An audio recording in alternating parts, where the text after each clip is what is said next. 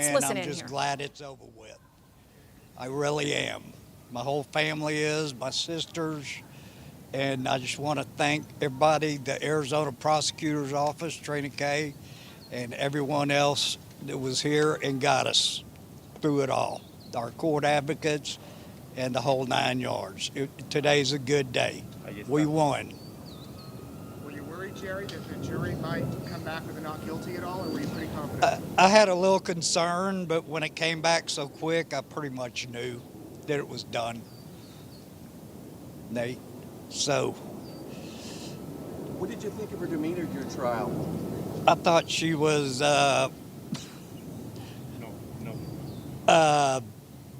kind of a smarty pants, not real. I don't know what word I'm looking for. I know which one I would use. You're trying to be nice. Right. I know which one I would use, but so anyway. What did you think of her lawyering skills? I thought she sucked. Do you think she did herself any favors by being her own attorney? Probably not. I'm sure the first day into the trial, she wished she would have had an attorney. You think? A real attorney, right. Did you look at her when the verdict was read? I could see the back of her head. And what was there? Did you have any reaction? Did she have any reaction?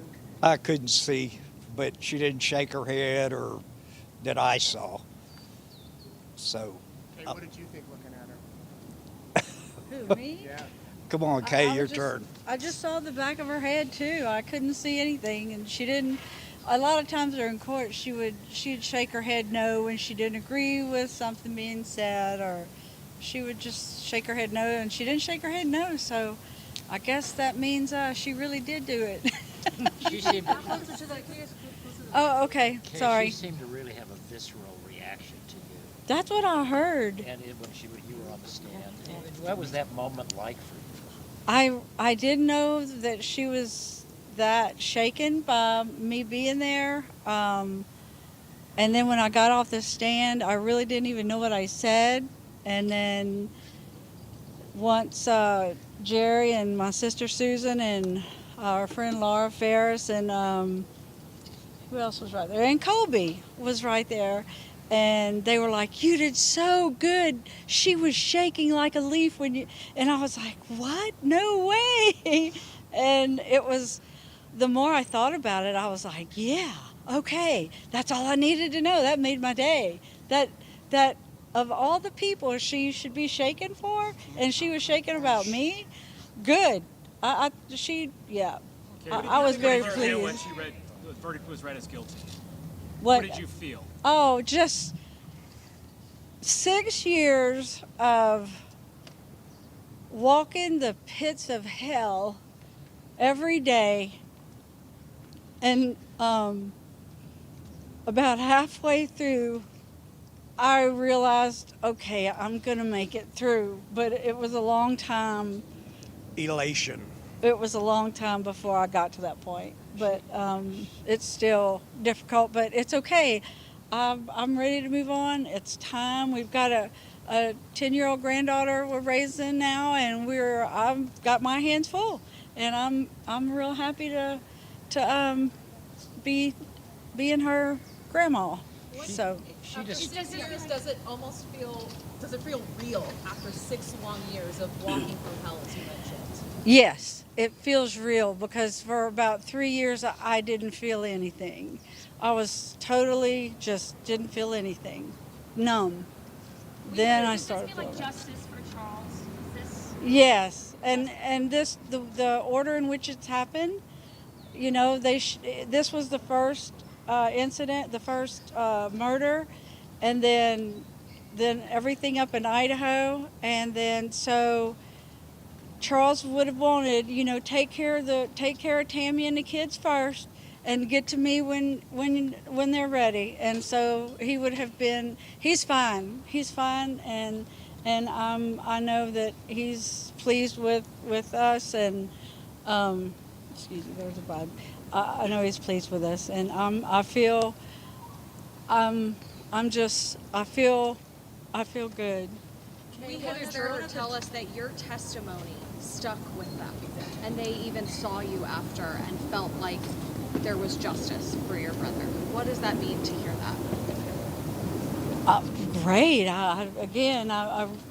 Whatever I said, I struck a chord, and that's what I wanted to do. That's what I was trying to do, and I'm grateful. I mean, hey, the Lord put this, gave us. Well, this was thrust upon us, and our lives just went into like a tornado for a long time, and then getting to say things in the first two trials, and then getting to speak about Charles finally, because he's been so silent. And I mean, it's just been silent where he's at.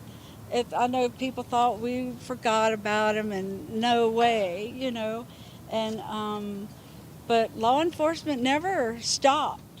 Like Lori said, they didn't stop, because I was right there behind with law enforcement here in Arizona, talking and saying, what's going on now? Tell me. I was in contact with them nonstop. So I knew at some point, it was going to happen, and then all the other stuff, and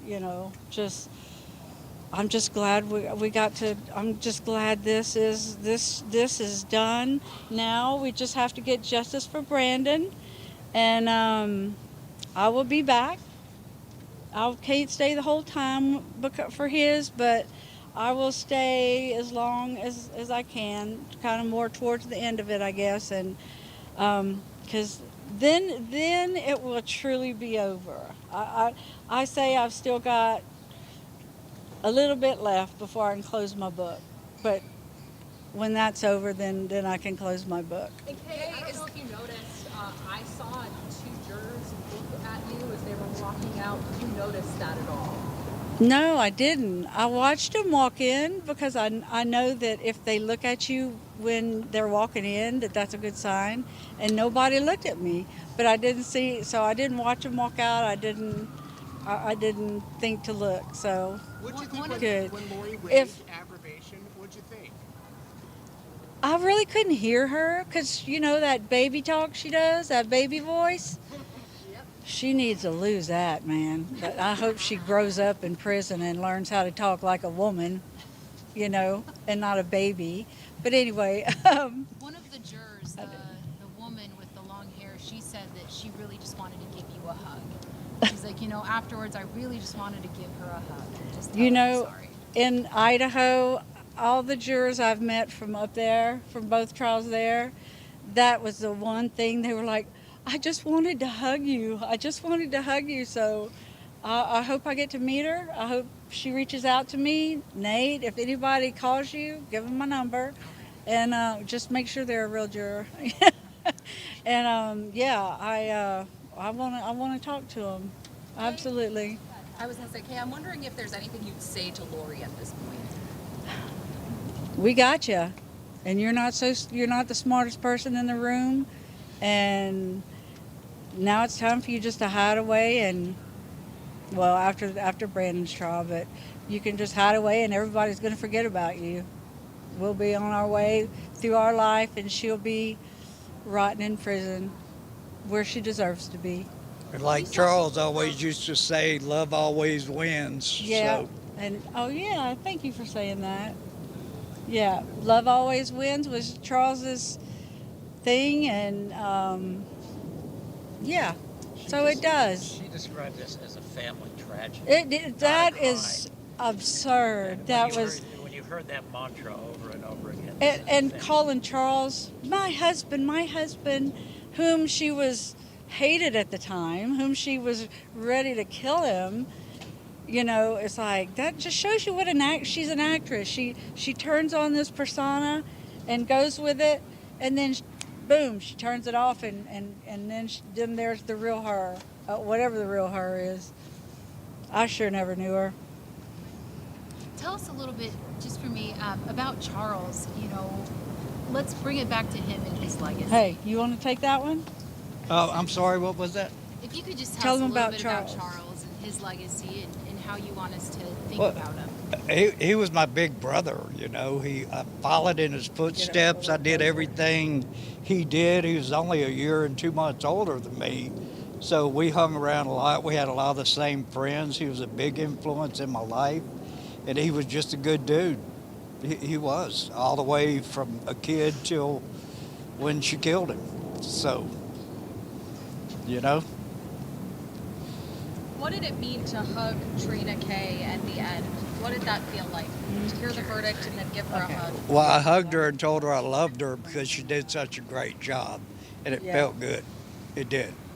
And she did do a great job. And all the detectives and everybody that has worked on this case, from Nicole Bayer to she's our victim advocate, and Trina and Nate Duncan and all the detectives that have come, and even we had a few visitors from Idaho that came, and that was welcome. And I got a thank you from, not a thank you, I got a congratulations from Rob Wood, from the prosecutor in Idaho a while ago. And we have gained, we lost some dear family. We lost a lot, but we have gained family as well. So, you know, there's the silver lining. And even in the worst times of your life, there is something good there. You just take sometimes a little while to find it,